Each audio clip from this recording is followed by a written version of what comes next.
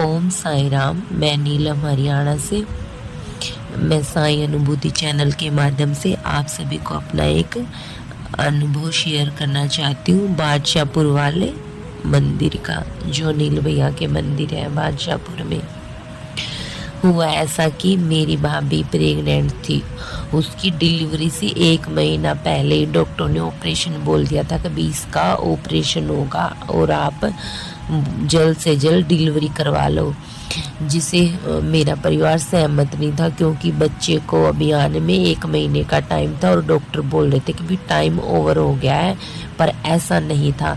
Doctor बोल रहे थे कि भी इसका ऑपरेशन करवाना पड़ेगा। और जहाँ तक संभव मतलब बात है कि 90% ऑपरेशन के ही चांस थे, क्योंकि डॉक्टर बता रहे थे, अल्ट्रासाउंड बता रहा था कि बच्चे में वेट बहुत ज़्यादा है। फिर जब मैं अनिल भैया का मंगल स्नान देखती थी तो बाबा से प्रे भी करती थी। और फिर मैंने अनिल भैया को बोला भी था कि भाई भैया ऐसे ऐसे मेरी भाभी प्रेग्नेंट है और डॉक्टर ने उसका ऑपरेशन बोल दिया है। तो ये बोले कि भाई मैं बाबा से दुआ करूँगा, मैं लिख के देता हूँ कि भाई आपकी भाभी का ऑपरेशन नहीं होगा। तो उन्होंने मुझे कुछ ये बताया कि भाई आप ना 5 आम लेके आना और एक पानी की बोतल। तो मैंने अपनी भाभी को बोल दिया था कि भाई भाभी आप ना 5 आम मंगवा लेना और एक पानी की बोतल। तो जैसे ही अनिल भैया ने, तो मैंने उनको ये बोला कि भैया अपॉइंटमेंट लेनी पड़ती है, कुछ ऐसा होता है। तो अनिल भैया ने मेरे को बोला कि भैया आप ना अपनी भाभी से मैसेज करवाना, तो मैं उनके पास कॉल करूँगा तो मैं उनको जो भी बताना मैं उनको बता दूँगा। तो अनिल भैया ने मेरे को जो मेरी भाभी को जो भी उपाय बताए वो पानी की बोतल पड़वाई। और अनिल भैया ने बताया कि भाई ये जो आम है ये तो गाय या भैंस को खिला देना, एक आम खुद खा लेना, और जो ये पानी की बोतल है इस बोतल में से आपको पानी पीना है। और जब आप हॉस्पिटल में जाओ तो इस बोतल को साथ लेके जाना, तो सब अच्छा होगा, ऑपरेशन नहीं होगा। और जिस हॉस्पिटल में आप पहले गए थे उस हॉस्पिटल में दोबारा मत जाना। और जहाँ भी जाना ये बोलना कि भाई हमें ऑपरेशन नहीं करवाना है।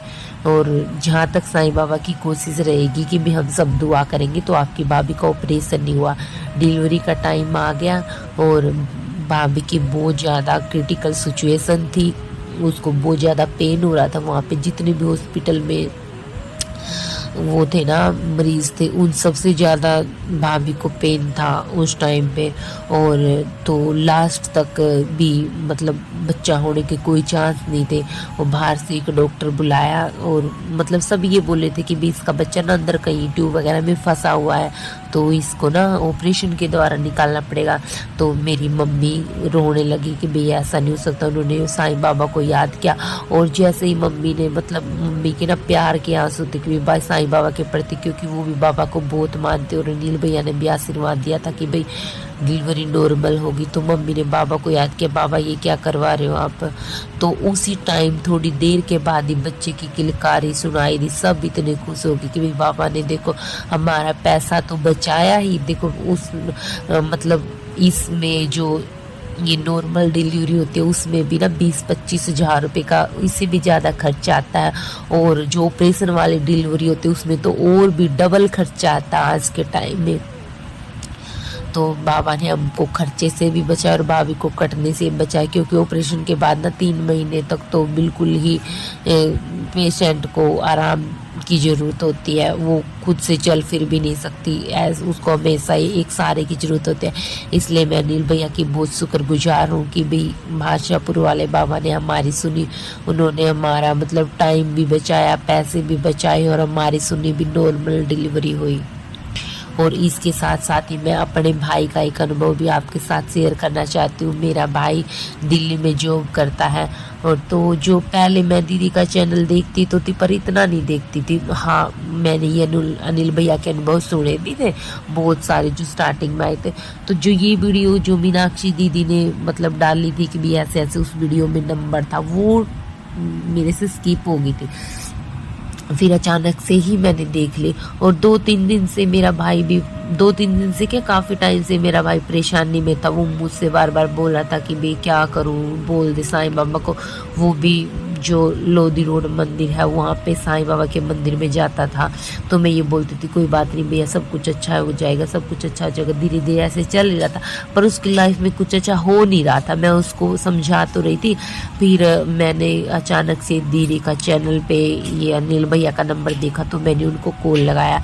तो भैया ने मेरा कॉल उठा, मैं भैया से बात की। तो भैया को बोला कि भी क्योंकि मैं ना बाबा पे बहुत बिलीव करती हूँ, पर ऐसे किसी पे ऐसे नहीं करती कि भी ये बाबा आते हैं इसमें ऐसा कुछ होता है। मैं इन चीज़ों में बिल्कुल भी ट्रस्ट नहीं करती थी। तो भैया को मैंने सामने से यही बोला कि भी भैया मतलब जी अनिल, ऐसा तो कुछ नहीं है कि भी वो जो शान सपने होते हैं भाई उन चीज़ों से हम तो दूर रहना चाहते हैं। क्योंकि काफ़ी टाइम पहले मैंने ऐसा कई लोग मेरे संपर्क में भी आए भी, मैंने सुना। क्योंकि पहले लाइफ भी थोड़ी लाइफ हमेशा आदमी के जैसी नहीं रहती, कभी डिस्टर्ब होती है, कभी कुछ होता है, ये सब चलता ही रहता है। तो मैंने अनिल भैया को सामने से यही बोला कि भी वो चीज़ तो नहीं है। तो अनिल भैया बोले कि भी इससे मेरी कोई रोजी रोटी नहीं चलती और मैं तो ना लोगों का भला करता हूँ। तो वो मैं बोले कि भी मेरे भैया को ऐसे ऐसे प्रॉब्लम है। तो वो बोले कि भी देखो मुझे प्रॉब्लम बताने की कोई ज़रूरत नहीं है, क्योंकि उनको आना पड़ेगा जिसको प्रॉब्लम है। तो मैंने बताया कि भी हाँ वो आ जाएंगे। तो फिर ये बात कह के मैंने उस बात को वहीं पे छोड़ दिया, मैंने कोई बात नहीं चलाई। मैं भूल भी गई थी शायद ऐसे। हाँ मैंने अपने भैया को तो बोल दिया, अपनी माँ को भी बोल दिया कि भी ऐसे ऐसे कोई। फिर ना ही उन्होंने मेरी बात पे गौर किया और ना ही मैंने दोबारा उनसे कुछ बोला। फिर थोड़े से दिन के बाद फिर दोबारा से गुरुवार से एक दिन पहले बुधवार को मेरे भाई का मेरे पास कॉल आता कि भी बहन मैं तो ऐसे ऐसे परेशान हूँ, मेरी प्रॉब्लम सोल्व नहीं हो रही है, मैं ना किसी पंडित के पास जा रहा हूँ और तो कल को। तो मैंने उसको बताया भी तू पंडित के पास क्यों जा रहा है, तू एक बार वहाँ जाके देखना। तो वो बोला कि भी 1 मिनट रुक, मैं आप वो वहाँ पे सरकारी जॉब है उसकी, टीचर है दिल्ली में। तो ये बोला कि भी देखता हूँ अगर मेरा प्रिंसिपल मुझे छुट्टी देता, क्योंकि छुट्टी के कोई चांस नहीं है दिल्ली में, इतनी छुट्टी टीचर को मतलब बहुत मुश्किल है। और अर्जेंट छुट्टी तो एप्लीकेशन देनी पड़ती, क्योंकि उस टाइम छुट्टी का टाइम हो रखा था, 3 बजे के आसपास छुट्टी होती है। और तो उस टाइम पे वो एप्लीकेशन भी नहीं लिख सकता था। तो उन्होंने तो ये बोला कि तू 2 मिनट रुक, मैं अभी तेरे पास कॉल करता हूँ, मैं देखता हूँ मुझे छुट्टी मिल जाएगी कि नहीं। तो उन्होंने जैसे अपने प्रिंसिपल के पास को लिया ना, उन्होंने एकदम से भैया को छुट्टी दे दी, एप्लीकेशन लिखने की भी जरूरत नहीं पड़ी। तो वो बोले कि भी आप टेंशन ना लो, आपकी छुट्टी ऐसी ऑनलाइन अप्लाई होगी है। तो वो मान गई। फिर उसका मेरे पास कॉल आया कि भी तू बात करके देख ले जिससे तू बोल रही थी। तो फिर जैसे ही मैंने अनिल भैया को कॉल किया तो मैंने अनिल भैया को बताया। हाँ एक बात देखिए, अनिल भैया ने मेरे से इतने अच्छे तरीके से बात करी कि बहुत अच्छे तरीके से उन्होंने मेरे को अपना पूरा एड्रेस समझाया या अपना फ़ोन नंबर दिया, ये समझाया कि भाई ऐसे ऐसे आना है, यहाँ पे जो है ऑटो वाले हैं या बस वाले हैं यहाँ पर बहुत ठगते हैं, भाई आप ठग मत जाना किसी से, आप ऐसे ऐसे बस में आओगे तो आपका कम किराया लगेगा। उन्होंने ऐसे समझाया हमारे दोनों बहन भाइयों को कि भाई हमें ऐसा लगा कि भाई हाँ सच में कुछ है। देखो मतलब तब तक तो हमें ये नहीं पता था कि भी इतने अच्छे से तरीके से बाबा इनमें आते हैं, पर उनमें एक इंसानियत बहुत अच्छी तरीके से बनी थी। जैसे उन्होंने समझा, नहीं कौन किसी को समझाता भी मेरे पास तो आना चाहिए, कैसे भी आओ, चाहे वो ट्रक से आओ, बस से आओ, रेल से आओ, चाहे वो कितना भी किराया लगा के आओ। पर अनिल भैया ने एक इंसानियत के नाते ऐसे सोचा कि भी इस बेचारे का किराया ज़्यादा न लगे, इसको कोई ठग ना ले। तो अनिल भैया ने मेरे भैया को और मुझे बहुत अच्छे से समझाया। और अनिल भैया बाद में भी मेरे पास कॉल करके ऐसे पूछते थे कि भाई आपके भैया कहाँ से आ रहे हैं, ऐसे ऐसे उसको समझा देना, अच्छी सी एड्रेस दे देना। तो मतलब बाबा की कृपा से अगले दिन मेरे भाई वहाँ पे पहुँच गए। मैंने वहाँ पहुँचने के बाद भी अपने भैया से बात करी कि भी आपको कैसा लग रहा है यहाँ पे, क्या कुछ। तो भैया ने ये बताया कि भाई ये बहुत अच्छे हैं, कोई साधारण आदमी है, ये कोई मतलब वो नहीं है, कोई बाबा नहीं है, कोई और कुछ नहीं है, बस इसमें साईं बाबा आते हैं और वो वही चीज़ बताते हैं जो हम अपनी लाइफ में भूल चुके हैं। जो जैसे साईं सचित्र में भी लिखा हुआ है बहुत सारे चैप्टर में, वो 30 चैप्टर नंबर शायद एक वो है 31वां है, वो सब श्रृंगी वाला।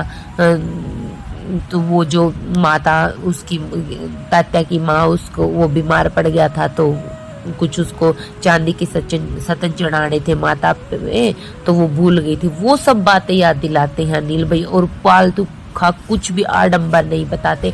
और जैसे ही मेरे भाई वहाँ गए तो उसका ना मतलब मैं इस पे वो शेयर तो नहीं कर सकती क्या हुआ था।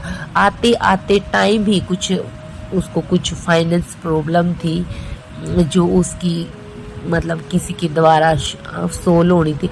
तो मतलब ना उसको ना 50 के आसपास का फ़र्क तो उसी टाइम लग गया था। मेरे मन में भी कुछ ऐसा बाबा ने दिया डाला कि भी कुछ हाँ कुछ हो सकता है, तो वो बाबा की मर्जी थी। तो वहाँ पे उसकी प्रॉब्लम हल होना, हाँ उसी गुरुवार से उसकी प्रॉब्लम हल होना स्टार्ट हो गई थी। उसका रिश्ते की बात बताई थी, नील भैया बोल रहे थे कि भाई इसका मैं घर बसवा दूंगा, मतलब अभी वो कुआरा है ना, मेरे से छोटा है, तो उसका रिश्ता भी हुआ और अब मतलब अच्छे से सब कुछ अच्छे से हो रहा है। मेरी भाभी को बच्चा भी हुआ, मेरे छोटे भाई की सारी प्रॉब्लम, उसकी बदली की प्रॉब्लम थी, उसकी बदली भी हो गई। इसको उसको हेयर ट्रांसप्लांट करवाना था, उसको बहुत टेंशन थी। भाई देखो पैसों की दिक्कत हो सकती है शायद, या कुछ और भी प्रॉब्लम हो सकती है, देखो हम कुछ नहीं कह सकते इस बारे में इतना, पर उसको ना प्रॉब्लम थी। वो मेरे से शेयर करता था, बहन ऐसे ऐसी बात है, मुझे इतनी टेंशन है कि भी मेरा हेयर ट्रांसप्लांट नहीं हो रहा, कुछ दिक्कतें आ रही है, ये है वो है। और ना मतलब साईं बाबा ने सारी प्रॉब्लम हल करवा दी। देखो कुछ परसेंट है उसकी लाइफ में प्रॉब्लम अब भी। वो अनिल भैया ने बोला था कि एक पर्ची लेके आना, वो 2-3 बार गया है, 3 बार गया अनिल भैया के पास, और जो तीसरी बार गया था एक पर्ची लेके गया था जो अनिल भैया साईं बाबा के चरणों में सीढ़ी चढ़ा के आए थे। उसमें से ना मैं ये बोलती हूँ 80% बाबा ने सुन लिया और आगे भी सारी सुनेंगे, हमारा विश्वास है। आप सभी भी अनिल भैया के मंदिर में आइए और अपनी प्रॉब्लम रखिए, आप सभी की समस्या हल होगी। ओम साई राम, जय साई राम। धन्यवाद अनिल भैया का और मीनाक्षी जी का। ओम साई।